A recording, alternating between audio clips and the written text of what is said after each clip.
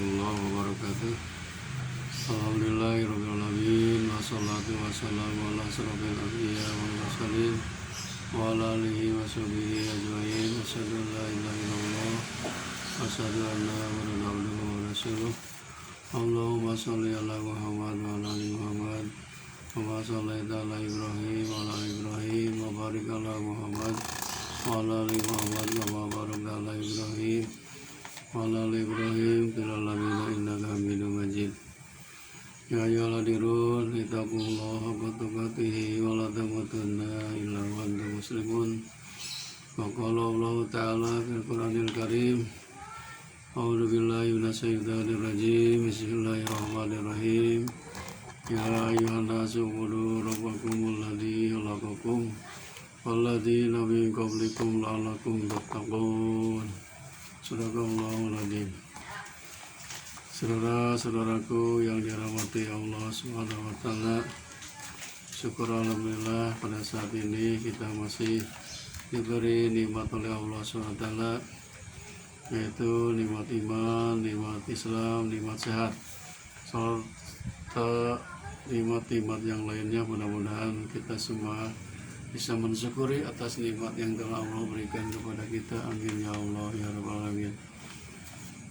Saudara-saudaraku yang dimuliakan Allah SWT, dalam mukadimah tadi saya bacakan ayat suci Al-Quran surat Al-Baqarah ayat 21.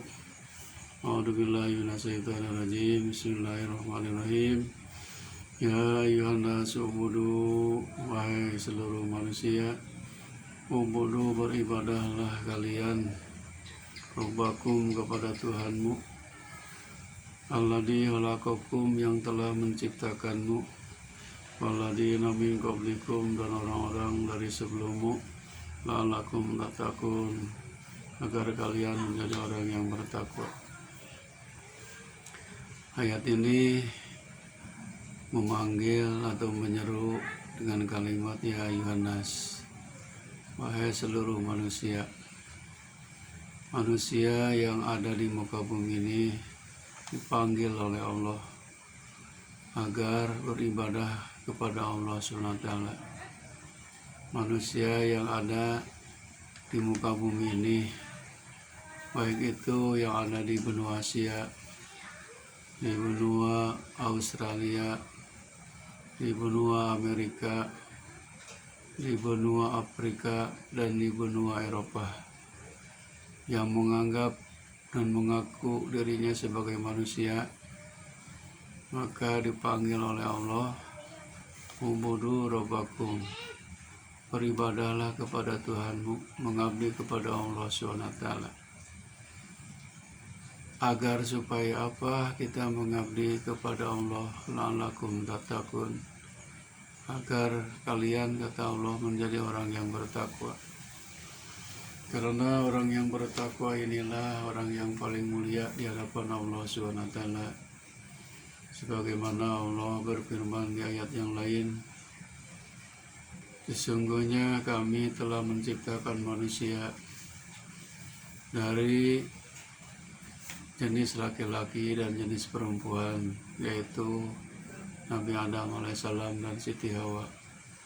Kemudian Allah menjadikan berbagai macam suku dan bangsa. Tujuannya apa? Lita'arafu, supaya saling kenal mengenal. Inna akramakum indallahi atqakum, orang yang paling mulia di antara kalian adalah orang yang bertakwa. Jadi Allah tidak memandang fisiknya, tidak memandang kulitnya, Allah akan memandang ketakwaannya. Dari mana asalnya orang itu, baik dari benua Asia, Afrika, Amerika, Australia, maupun Eropa, Allah tetap menilai ketakwaannya. Tidak ada yang mulia semuanya kecuali takwanya.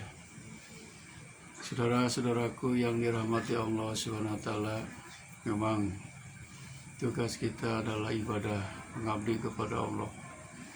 Kita tidak boleh beribadah ke selain Allah SWT. Kalau kita beribadah ke selain Allah SWT, berarti kita menyekutukan Allah.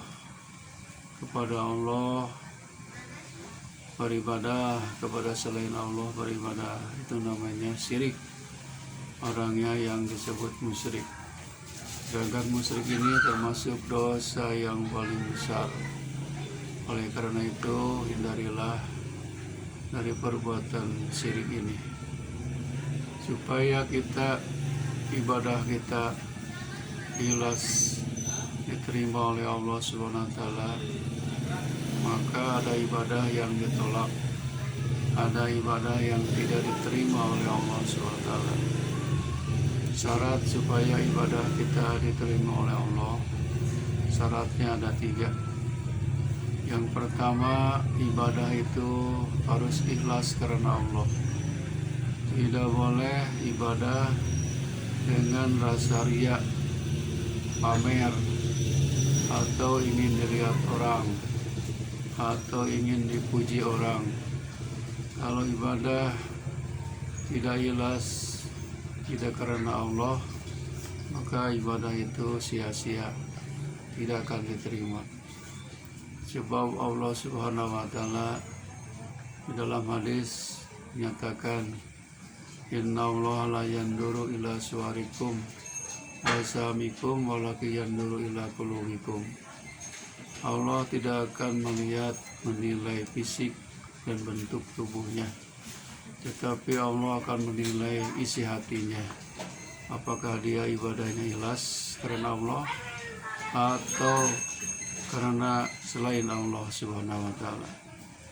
Malahan kita sebenarnya sudah berjanji setiap sholat ada ucapan, inna sholati, sesungguhnya sholatku, wa nusuki, dan ibadah hajiku, wa mahyaya, dan matiku, wa mamati, dan matiku, lillahi rabbil alamin. Semuanya adalah berserah diri kepada Allah Subhanahu wa taala.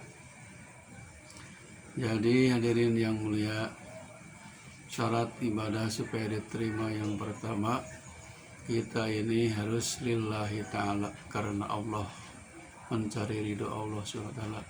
Tidak ada karena yang lain-lainnya, apalagi riya, ingin dipuji orang atau ingin kelihatan orang. Syarat ibadah yang kedua adalah ibadah itu harus memakai ilmu. Ilmu yang mana? Al ilmu indallah, ilmu yang dari Allah Subhanahu wa taala. Apa ilmu dari Allah? Yaitu Al-Quranul Karim dan hadis Rasulullah SAW. Pada hadis Rasulullah SAW kata Rasul, kami meninggalkan 2 pusaka untuk kalian.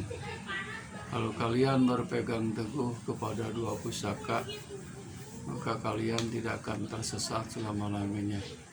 Apa itu 2 pusaka? Kitab Allah wa sunnata Rasulullah. Kitab Allah yaitu Al-Quran, dan sunnah Rasulullah yaitu Al-Hadis. Jadi ibadah ini harus memakai ilmu. Tidak bisa diciptakan sendiri. Ada aturannya, ada waktunya, kemudian ada contohnya. Ibadah tanpa ilmu mardudatun la tuqbalu, ditolak, tidak akan diterima. Jadi ibadah ini contohnya sholat saja.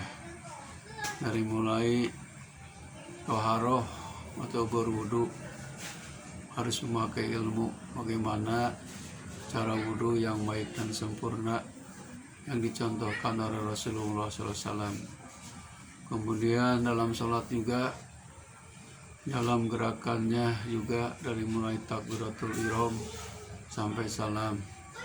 Bacaannya juga sama, sudah dicontohkan oleh Rasulullah SAW. Itu adalah ilmu. Bagaimana cara kita mendapat ilmu? Makanya kita diwajibkan untuk mencari ilmu. Hadis Rasul, talabul ilmu faridatun ala kulli muslimin wa muslimatin. Carilah ilmu atau mencari ilmu itu wajib bagi setiap muslim laki-laki dan muslim perempuan. Jadi mencari ilmu itu hukumnya fardu ain. Sebab ibadah ini kalau tanpa ilmu mardudatun la tuqbalu, ditolak, tidak akan diterima oleh Allah Subhanahu wa taala. Makanya kita hati-hati beribadah itu tidak semau gue, asal-asalan. Ibadah itu sudah ada contohnya, sudah ada aturannya. Contoh misal sholat maghrib 3 rakaat, sholat isya 4 rakaat. Kau kenapa ya sholat maghrib 3 rakaat, sholat isya 4 rakaat? Jangan banyak bertanya, jangan banyak komen. Itu adalah sudah ketentuan dari Allah. Laksanakan maghrib 3 rakaat, isya 4 rakaat. Jangan banyak tanya. Sudah pastikan itulah perintah dari Allah. Anggap saja dalam hadis Al-Quran, sami'na wa ata'na, kami dengar, kami taati. Apa yang diperintahkan laksanakan, apa yang dilarang jauhilah. Itulah yang disebut dengan ibadah berdasarkan ilmu. Jadi ibadah itu jangan melihat banyaknya. Belum tentu orang banyak itu benar, belum tentu orang banyak itu mencontoh Rasulullah SAW. Biasanya kita kalau ibadah itu lihat bagaimana umumnya, bukan begitu, tapi lihat bagaimana ini ibadah kita ada contoh Rasul atau tidak. Kalau tidak, tinggalkan. Kalau ada, laksanakan. Itu ibadah berdasarkan ilmu. Kalau ibadah tidak berdasarkan ilmu, namanya taklid buta, mengikuti orang yang tidak berdasarkan ilmu. Dalam Quran disebutkan, a'udzubillahi minasyaitonirrajim, wala taqfu ma laisa laka bihi ilmun. Janganlah kalian diam pada sesuatu yang tidak tahu ilmunya.